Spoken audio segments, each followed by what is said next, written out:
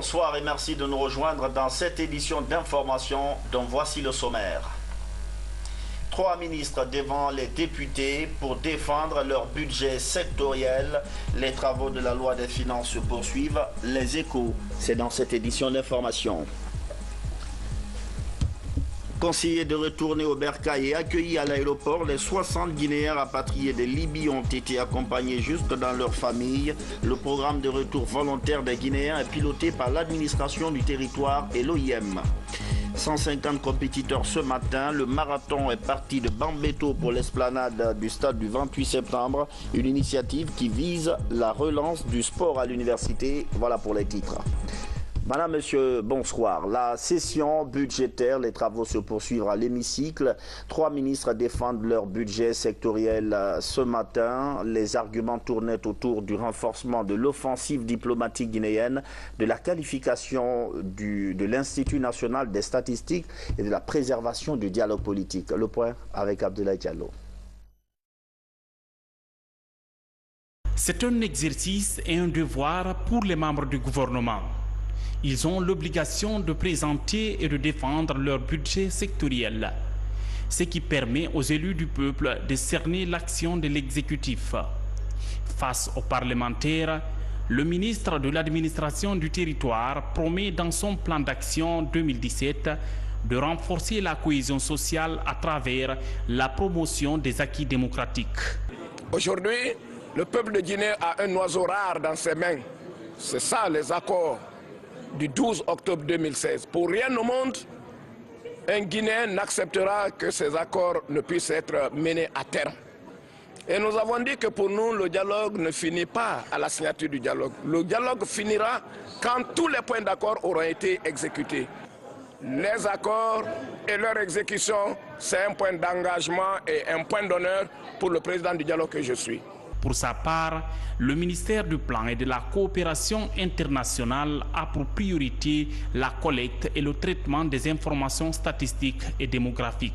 Nous allons recentrer les actions sur l'amélioration et le fonctionnement de l'Institut national des statistiques et surtout pour arriver à générer des statistiques fiables et qui peuvent servir non seulement pour la planification, mais surtout qui peuvent nous servir pour nous guider dans la mise en place des projets et des programmes de développement pour améliorer la condition des populations guinéennes.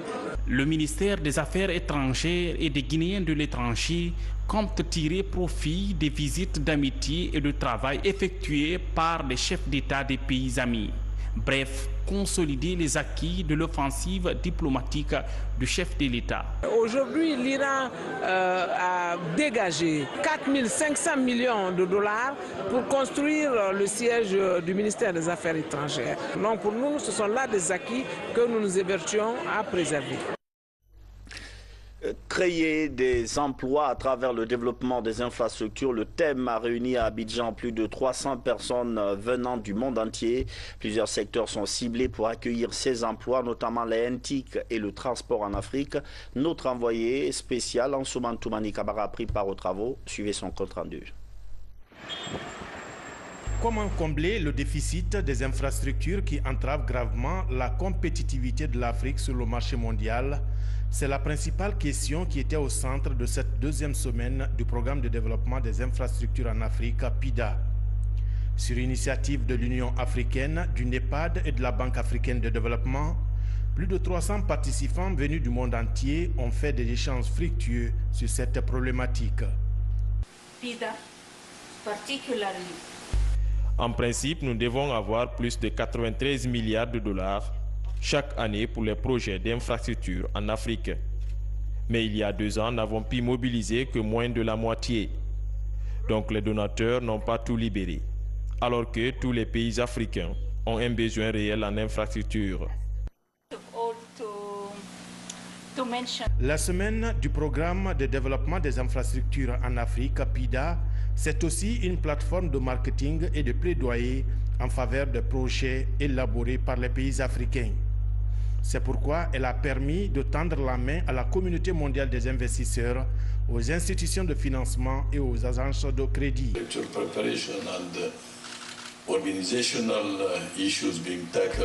Il y a suffisamment d'argent disponible pour nos pays. Mais ce qui manque, ce sont des projets bancables. Et les opportunités sont en Afrique. Cette rencontre nous a permis de mieux attirer les investisseurs et d'obtenir le maximum de financement. La démarche vise donc à offrir des opportunités de création d'emplois en Afrique, un continent qui a le taux de croissance démographique le plus élevé au monde. Selon des experts, si des mesures idoines ne sont pas prises, ce pouvoir démographique présenterait de sérieuses menaces contre la stabilité politique sur le continent. On vous l'annonçait hier, 60 jeunes Guinéens rapatriés de Libye ont été reçus à l'aéroport de Conakry. Ce retour au bercail est facilité par le ministère de l'Administration du Territoire et de la Décentralisation avec l'appui de l'OIM, une vision politique pour permettre aux jeunes Guinéens de vivre chez eux dans des conditions acceptables. Mohamed Lamine Camara. Cette compagnie aérienne, 60 jeunes Guinéens, ils sont rapatriés de la Libye. Après un long et difficile chemin d'immigration clandestine, ses compatriotes regagnent le bercail avec le sourire aux lèvres.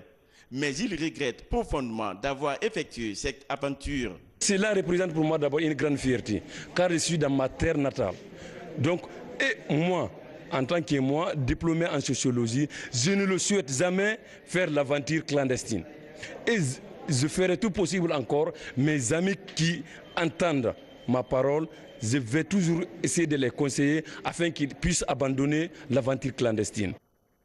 Ce retour des jeunes Guinéens a été rendu possible grâce à la politique d'insertion sociale du gouvernement avec l'appui financier de l'Organisation internationale de migration OIM.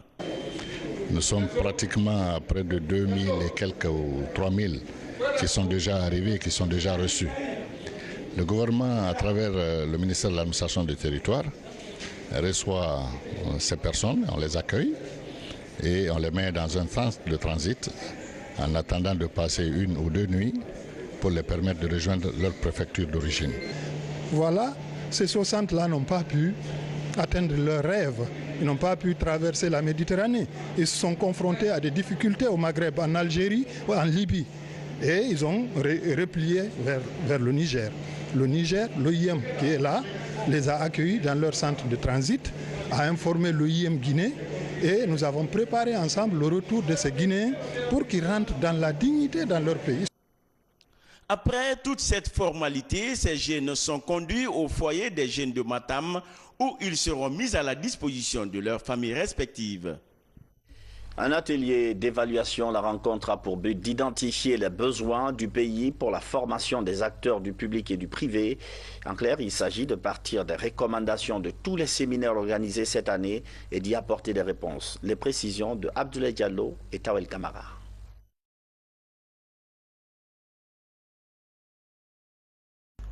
Ces cadres sont issus de l'administration publique, du secteur privé et de la société civile. Ils échangent sur les problématiques liées au renforcement des capacités des cadres guinéens. L'objectif est de corriger les lacunes constatées dans les orientations des résultats obtenus au cours de l'organisation des ateliers et séminaires. Des rencontres qui, pour les organisateurs, n'obéissent pas à un programme. Il y a beaucoup de renforcement des capacités. Si vous voyez la télévision, chaque jour, on parle de renforcement des capacités, on parle d'ateliers, etc. Mais le problème essentiel, est-ce que ceci obéit à un programme national? Est-ce que ça obéit à un plan national, à une politique nationale? Généralement, on saute ici sur l'offre. Tout ceci devrait se passer dans le cadre de la demande. En septembre 2016, des enquêtes ont été menées dans tous les secteurs d'activité. Il était question de recueillir les informations et d'identifier les forces et les faiblesses liées au renforcement des capacités, ce qui a permis de mieux cerner la problématique qui mine l'administration guinéenne. Aujourd'hui, nous avons recueilli les points de vue des uns et des autres. Et la prochaine étape, c'est de pouvoir mettre tout ça ensemble pour voir globalement qu'est-ce qu'il faut aller de retenir. L'ambition qu'affichent les organisateurs est de doter l'administration guinéenne d'une nouvelle vision qui va ressortir les besoins réels du pays en matière de renforcement des capacités. Des attestations pour des étudiants diplômés de l'École supérieure du tourisme et de l'hôtellerie. Les 40 récipiendaires ont été initiés aux techniques administratives, une formation pour compléter leur cursus universitaire et aider le secteur du tourisme à bénéficier du dynamisme de ces jeunes cadres. Halib Cham.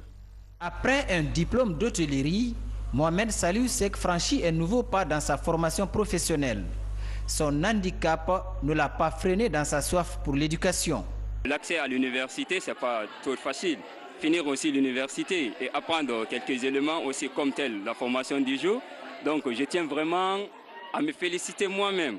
Sur le marché d'emploi, je suis très heureux aussi d'être au même diapason que les autres. Ils sont 47 étudiants à tirer profit de cette expérience professionnelle. Une politique de l'École supérieure du tourisme et de l'hôtellerie. L'École supérieure du tourisme et de l'hôtellerie a des programmes de gestion touristique et de gestion hôtelière. Donc ce sont des étudiants qui ont déjà des informations de base sur l'administration et la gestion. Mais cette formation est venue vraiment porter un plus, renforcer leurs capacités dans leur domaine, en leur donnant vraiment des informations supplémentaires et pratiques. La présente formation est une contribution d'un jeune cadre du ministère de la fonction publique. Un transfert de compétences basé sur plusieurs modules tenant compte des exigences du marché de l'emploi. Nous avons la gestion des ressources humaines, l'administration publique dans sa globalité des fonds et formes. Il y avait aussi le leadership en gestion des communications. Il y avait la gestion de l'intégrité, le suivi et évaluation. Il y avait également les techniques de rédaction administrative permettant aux étudiants diplômés sans emploi aujourd'hui de s'adresser aux différentes institutions ou les appels d'offres lancés par les entreprises. Ces jeunes hôteliers comptent très rapidement mettre en place une ONG. L'idée est de partager leur nouvelle expérience avec les autres dans un secteur où l'excellence est une exigence. Coopération sanitaire, une mission de la centrale d'achat de médicaments du Bénin vient de séjourner à Conakry.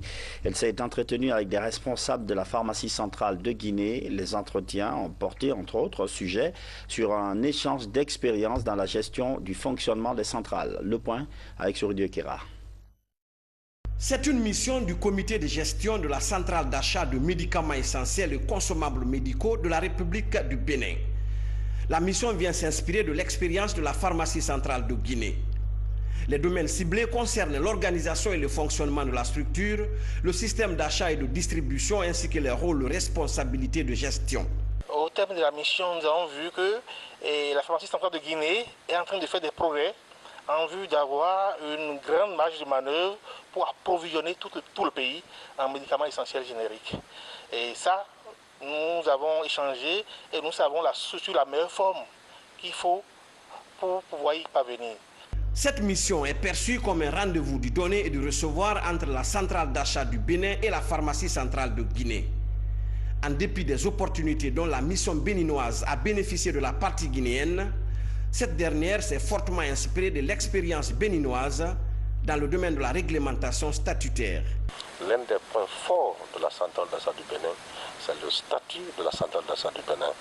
Aujourd'hui, c'est une centrale qui a une gestion autonome et leur présence étant membre du comité de gestion prouve à suffisance qu'on peut bel et bien mettre en place une centrale à gestion type privé, modèle associatif, mais aussi et qu'on puisse mettre ensemble tous les partenaires qui évoluent dans le domaine de l'entreprise. Pour la pérennisation de ces échanges d'expérience, un contrat de collaboration lie dorénavant les deux centrales. Une mission de la PCG est attendue très prochainement à Cotonou, dans la capitale béninoise. Comment réduire la mortalité maternelle? L'UNFPA, Fonds des Nations Unies pour la population, apporte une assistance au ministère guinéen de la Santé. Il s'agit d'équipements médicaux pour appuyer les centres sanitaires dans leur politique de gratuité des soins obstétricaux et néonataux d'urgence. Hadiatou Bari. Le Fonds des Nations Unies pour la population s'active dans l'amélioration de la prise en charge des mères et des nouveau-nés en Guinée. L'institution dote les centres médicaux communaux de Conakry de matériel sanitaire. L'équipement est essentiellement composé de médicaments, de chariots, de tables de réanimation pour les nourrissons, de lits d'hospitalisation et d'accouchement. Des réfrigérateurs pour la conservation des intrants figurent aussi dans le don. Faire en sorte que les droits en matière de santé de la reproduction des femmes soient établis et mis en œuvre ici à Conakry. Que les accouchements se fassent dans des conditions les plus sécurisées possibles, avec tout un ensemble d'équipements que vous avez pu voir, des produits, des médicaments, et faire en sorte également que les cas de situations de complications, notamment la prise en charge des césariennes, soient assurés également à travers la disponibilité de ces produits. La répartition des intrants se fait selon le taux de fréquentation des services de maternité de chaque structure sanitaire. Le contenu d'un carton, par exemple, permet d'assurer 30 à 45 accouchements. Pour l'utilisation rationnelle de cette donation, le ministère de la Santé a des exigences. Une femme ne devrait payer le moindre sou pour un accouchement ou pour une césarienne. Parce que vous l'avez vu vous-même, toutes les formations sanitaires ont été dotées de tout ce qu'il faut vraiment pour que ces accouchements soient gratuits. Nous avons en fait mis en place des contrats de performance avec toutes les formations sanitaires, donc, qui nous permettront donc de suivre régulièrement l'application de cette mesure. On a un premier responsable qui répond rapidement à nos sollicitations. On doit se sentir très heureux. Et de notre côté aussi, qu'est-ce qu'on doit faire?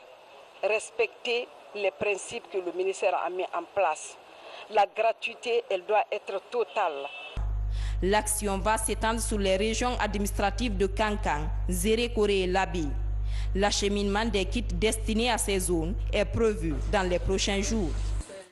On continue de rendre hommage au défunt Georges Gandhi Faragé Tunkara. Une promotion porte désormais son nom. Il s'agit de la 7e promotion de diplômés d'une université de Conakry. Les étudiants sortants sont diplômés en administration des affaires, infirmerie d'État et sage-femme. Moussa Bangora. Ces étudiants, au nombre de 41, reçoivent leur diplôme de fin d'études supérieures et professionnelles.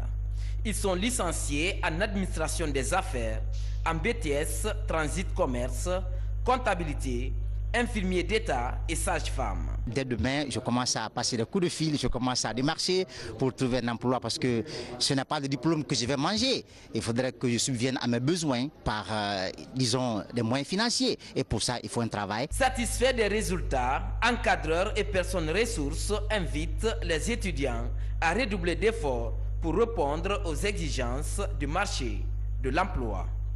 Nous avons une première promotion que nous avons sortie en santé et dans laquelle nous avons le premier de la République. C'est déjà une fierté. Il faut toujours déposer les dossiers un peu partout jusqu'à ce que la chance leur sourie pour avoir un emploi.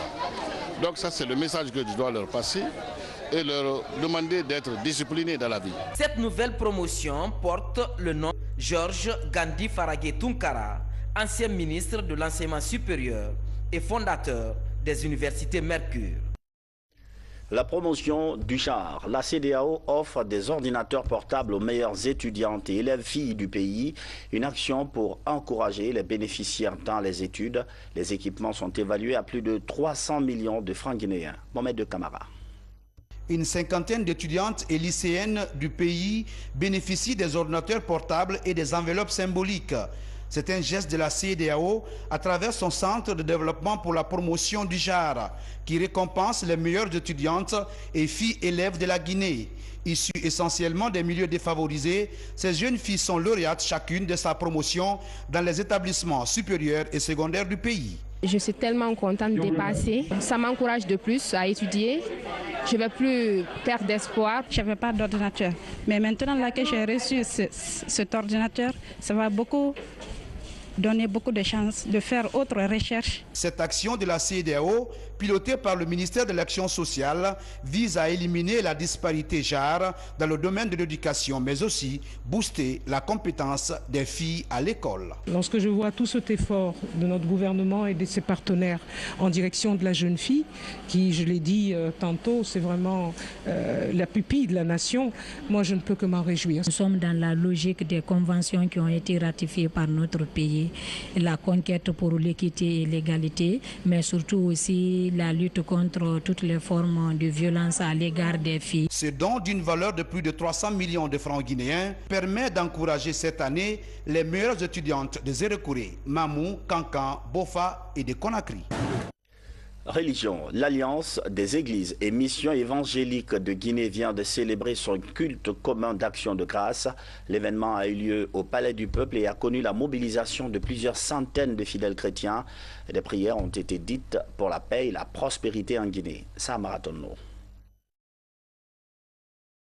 Ils sont des milliers de fidèles chrétiens venus de toutes les dénominations, membres de l'Alliance des églises et missions évangéliques de Guinée à IMEG, à prendre part à cette prière d'action de grâce. Un regroupement annuel qui consiste pour ces croyants à rendre gloire à Dieu pour ses hauts faits dans leur vie durant l'année 2016. Nous sommes en fin d'année, il est de notre devoir de nous regrouper pour communier ensemble, pour que nous nous embrassions les uns les autres. Et disions à Dieu merci pour l'œuvre gigantesque qu'il est en train d'abattre dans notre pays, savoir garder la Guinée indemne. La prière d'unité de tout le corps de Christ a un effet positif qui pourra vraiment nous aider pour l'avancement de cette nation. Et quand nous nous retrouvions ici ainsi, je ne pourrais que vraiment exprimer mes satisfactions. Membres du gouvernement et de l'opposition, représentants des institutions républicaines sont aussi présents à cette rencontre. Ils sont venus partager ces moments de joie avec ces fidèles croyants. Je suis venu répondre à une invitation et aussi marquer mon attachement à la laïcité, à la liberté du culte. J'étais très heureux de constater qu'il y avait beaucoup d'enthousiasme, il y avait beaucoup de monde, il y a une forte mobilisation. J'étais fier d'être là. Ça voudrait dire que le seul objectif qui vaille pour notre pays, c'est l'union sacrée pour la paix, pour la cohésion. Et en cela, nous aurons le développement et le bonheur, la prospérité pour toute la nation. L'Alliance des églises et missions évangéliques de Guinée compte plus de 1500 églises à travers le pays regroupées en 64 dénominations. En plus de sa mission d'évangélisation des peuples, l'AMEG soutient des actions de paix et de développement du pays. L'école Sainte-Marie de Dixine a 30 ans. Un anniversaire célébré sur fond de rappel des acquis. La cérémonie était présidée par le ministre Damanta Albert Camara. L'occasion pour plusieurs camarades de promotion de cette école de se retrouver et d'évoquer le bon vieux temps. Reportage Valérie Talimané. C'est un établissement privé catholique. Il est créé depuis 1986 par les responsables de l'Église. Aujourd'hui, l'institution Sainte-Marie de Dixine fête ses 30 ans d'existence. 30 ans durant lesquels les laïcs et religieux se sont donnés pour vocation l'éducation scolaire de qualité. Dans un monde marqué par la fragilité et les difficultés sociales et familiales, il importe pour nous de préparer l'avenir en proposant aux jeunes une formation intégrale qui leur fera découvrir les principes éthiques, humains, culturels, pour qu'ils puissent édifier leur personnalité et participer activement à la vie de la société guinéenne. Plusieurs cadres guinéens sont passés par ce centre du savoir. Réunis en collectif, ces anciens élèves de l'établissement lèguent depuis lundi leur expérience à la nouvelle génération. Les anciens que nous sommes revenus pour venir parler maintenant à nos enfants, parce que c'est des enfants de 10 ans, de 15 ans, de 14 ans, pour leur expliquer comment on était ici avant, qu'est-ce qui nous a motivés, quels étaient nos rêves, quelles étaient nos ambitions, comment on a travaillé à l'école, et leur donner des conseils, les encourager, leur donner ce modèle qui est important et ce à quoi ils peuvent aspirer. Les 30 ans de la fondation de la Sainte-Marie permettent aux élèves de profiter des moments de détente.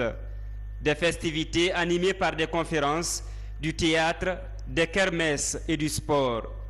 Une semaine de programmes variés pour ouvrir le monde extérieur aux enfants. L'école est intéressante, ça te permet d'être une grande personne pour demain. Moi, mes rêves, c'est de devenir une directrice d'une société. Aujourd'hui, la Sainte-Marie dispose de tout le cycle préuniversitaire. Connu comme l'une des meilleures écoles de la Guinée, cet établissement continue à forger son image pour le rayonnement du système éducatif guinéen, sous l'œil vigilant des frères du Sacré-Cœur. Troisième titre de l'actualité ce soir, la promotion du sport à l'université. C'est un des objectifs que se fixe le ministère de l'Enseignement supérieur. Il a organisé ce matin un marathon qui est parti de Bambeto pour l'esplanade du stade du 28 septembre. 150 athlètes ont pris part à ce rendez-vous. Abdoulaziz Baldé, Mami Bellamou. C'est un marathon qui démarre au rond-point de Bambeto pour l'esplanade du stade du 28 septembre. La compétition regroupe étudiants, fondateurs et membres du gouvernement. Une manière de couronner en beauté la deuxième édition du championnat national universitaire 2016. Ce marathon en fait clôt la série des compétitions que nous avons organisées dans le cadre des Jeux universitaires 2016.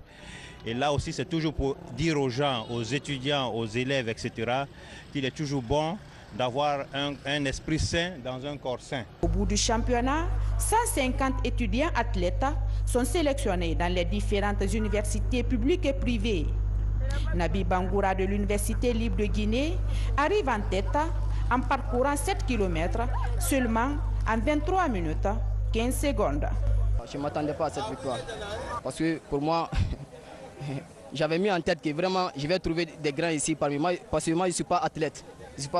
Donc je suis très content. Je remercie l'organisation. Je demande à l'organisateur, c'est-à-dire qu'à chaque fois qu'on organise ces genres de compétition, parce que ça va tisser les liens d'amitié entre nous et comme ça on peut détecter les jeunes talentueux. Ce semi-marathon est un programme du ministère de l'Enseignement supérieur soutenu par Continental Group. Il vise à promouvoir le sport de masse dans les institutions d'enseignement supérieur du pays. Franchement, on était super surpris. On a trouvé qu'il y a une véritable pépinière qu'il va falloir qu'on encourage, qu'on mette en avant et qu'on puisse accompagner le sport universitaire, notamment le ministère de l'Éducation nationale dans cette tâche-là. Valoriser les différentes disciplines sportives dans les universités est l'un des objectifs que s'est assigné le ministère de l'Enseignement supérieur et de la Recherche scientifique. En plus bref, un mot de l'élection Big Mama 2016. Une dizaine de jeunes dames rondes se sont succédées hier pour décrocher le titre. Après la délibération d'un membre du jury, la candidate numéro 11, Oniga Onivogui, je le dis bien, a raflé la couronne de Miss Big Mama 2016. Ce quatrième rendez-vous a mis en compétition 11 candidates. La remise officielle des prix est prévue le samedi prochain. Nous y reviendrons. C'est la fin de cette édition d'information. Merci de votre fidélité à la télévision nationale. Bonsoir.